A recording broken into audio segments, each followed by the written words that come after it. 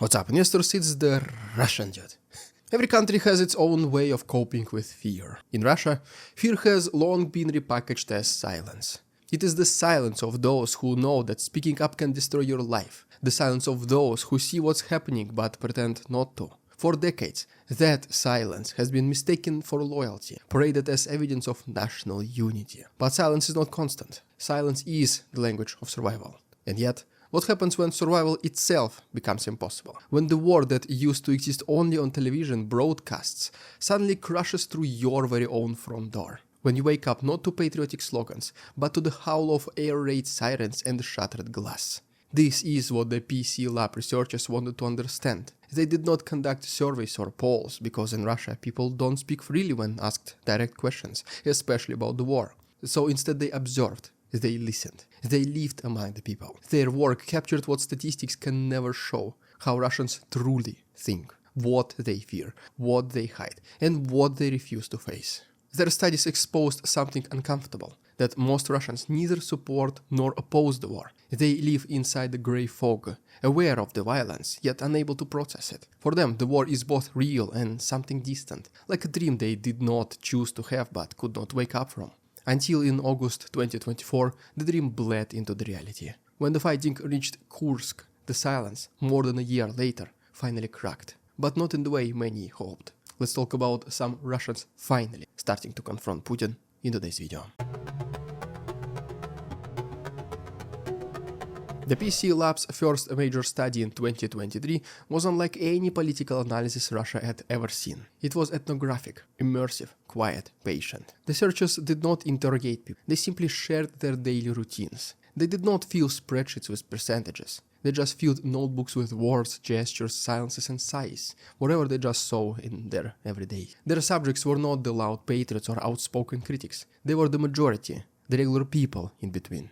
The ones who neither praised nor condemned Putin, who neither celebrated nor opposed the invasion. The people who switched TV channels when war footage appeared, who said just "I don't know" when asked about politics, who avoided even mentioning Ukraine by name. Precisely the type of people that most surveys avoid, and exactly the type of folk that represents like 70 to 80% of the entire Russia. In the notes of the surveyors, these Russians come across as neither blind nor brainwashed, but wary. They know something is terribly wrong, yet they have internalized a simple rule. Politics equals poison. You cannot change it, so don't even touch it. Exactly the unfortunate consequences of a 2-decade-long Kremlin's process, which intended to achieve just that. But what's even more surprising is that in both Buryatia and Krasnodar, regions that lost thousands of men to the front lines, where the percentage of able-bodied men decreased probably the most, the researchers found the same pattern, exactly the same one. People just bury their sons and cousins quietly,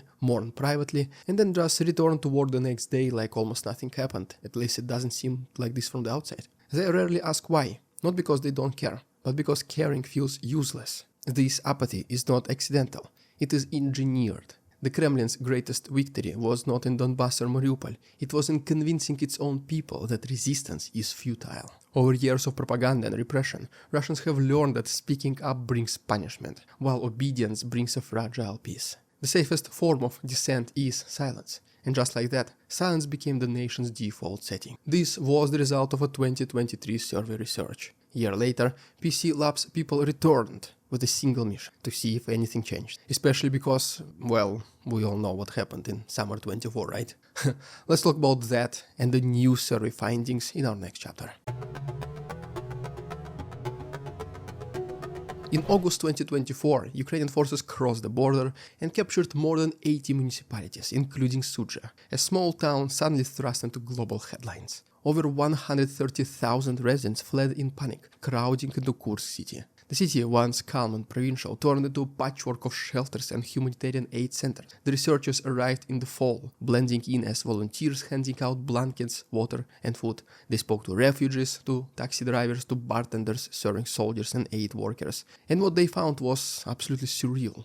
The people of Kursk did not think the war had begun in 2022. They thought it started on August 6, 2024. And just like this, Kursk became the first region where the war could no longer be ignored. For them, the 2 years before that were just noise, some distant shelling, strange headlines, rumors about mobilization, somewhere else. It was not their war, not until the explosions began outside their own homes. Many of them described seeing troop buildups near the border years earlier, but treated just this as a routine. People said, we saw the convoys all the time, one man told them. They would come and they would go, nothing unusual. To him, February 24, 2022, the day Putin launched the invasion, was just another date. The real war began when his neighbor's house was hit by a drone strike. Even then, few connected their suffering to politics. The war was seen as a storm, an earthquake, a force of nature. This summer was crazy, one woman said. The weather was bold, colder, the weather was bad, colder than usual for August, and then the war came. Everything gone mad. It's not that they did not understand who started it, it's that blaming someone felt pointless. In a country where truth is punishable, people learn to treat tragedy as weather. Something that happens no matter what you think about it, and you definitely cannot change it. So, why exactly this new realization by the residents of Kursk region was so dangerous for Kremlin? Why instead of trying to push Ukrainians out of Russian territory, their first priority was to silence their own region and seal all of the communications? Let's try to answer these questions in our next chapter. The war's arrival in Kursk exposed something the Kremlin would rather keep hidden: how brittle its social contract truly is. For years, Putin's unspoken deal with the population was simple: stay out of politics and we will keep your life relatively stable. But in Kursk, that illusion disintegrated overnight. The region's defenses turned out to be a farce. Just a handful of conscripts, underfunded border posts, and fake reports of readiness. Governor Roman Starvoyt staged photo ops, posted patriotic slogans, and bragged about heroic fortifications that, well, never existed. When the shells started falling, he, guess what, vanished to Moscow, the first one. Locals, furious and humiliated, began cursing him openly, and rightfully so. But their anger had limits. They blamed Starvoyt, the local bureaucrats, the regional authorities, anyone but the Kremlin itself. That is how it has always been, said one interviewee. You can yell at the governor, you can just do whatever you want, but don't you ever touch the president, another person said. Even the victims, people who lost their homes, their farms, their shops, did not demand justice from the state. They were too afraid. I don't care about politics, a man in his 50s told the researchers. Zelensky, Putin, who cares? They're all the same. I just want to live and not hear these explosions in my background. This is how fear evolves. It stops being an external threat and becomes part of people's psychology. They censor themselves before anyone else can. The regime does not need to imprison everyone. It's enough to make everyone police their own minds, and this is precisely what is happening.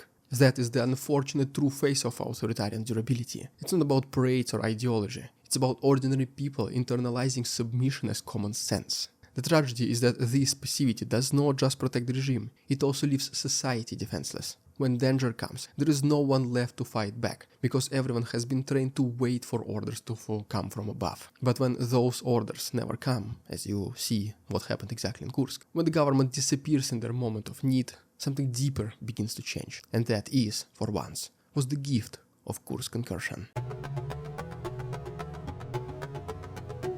When Ukrainian troops crossed the border, the residents of Kursk expected the Kremlin to react decisively. Instead, there was silence. No emergency addresses from Putin, no promises of protection, no nationwide mobilization to help those who fled, nothing. State television even barely mentioned Kursk at all. For people who grew up hearing that Russia never abandons its own, it is still the slogan, the main slogan of the war, by the way. Well, that silence was devastating, obviously. Refugees sat in overcrowded gyms watching propaganda broadcasts that pretended their suffering did not exist at all. Aid was scarce, local officials were clueless, and Moscow acted as if nothing had happened at all. They forgot about us, one elderly woman told the researchers. Like we are not part of their country anymore, another man, once proudly patriotic, said. They said that they tell us to die for the motherland, but when the motherland comes under fire, nobody comes.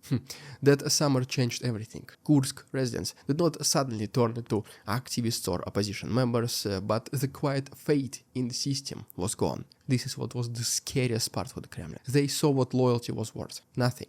They saw what the state they had been told to trust existed only on television. For weeks they waited for the Kremlin to act. It never did, it still never did. And that is how betrayal looks in modern Russia. Not through bullets or prisons, but through absence. The researchers noted that even 13 months later, almost now, in September, October, people in Kursk still spoke about the feeling of abandonment. They were not radicalized, they were just disillusioned. The anger was not loud, but it was deep. They had looked into the abyss of the system and realized it did not care at all if they lived or died. And that is what makes this movement different. The apathy that once protected the regime is starting to turn against it. Kursk residents may not shout, but they have stopped believing. They no longer see Moscow as a protector. They see it as a distant, detached and parasitic. The trust that once glued the empire together is dissolving, one ignored tragedy at a time. The Kremlin believes that if it waits long enough, the wound will fade eventually. But in Kursk, people do remember. They remember who abandoned them, who lied to them, who profited from their fear. And memory, once awakened,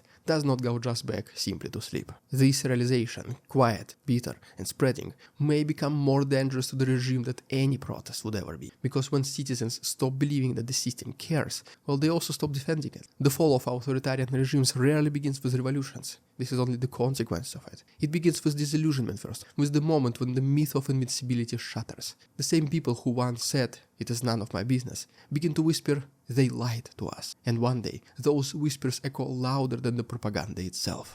Well, there you have it, guys. If you haven't done so already, please subscribe to my channel for more videos like this. If you wish to support my work, you can join our Patreon. There is an additional chapter at the end of this episode. The link is down below. Thanks so much for watching. Have a good weekend. See you on Tuesday. We will succumb to their tricks, the facade they try to sell. Their twisted words and feeble claims on us all they cannot quell. We see through their lies, their feeble attempts to sway.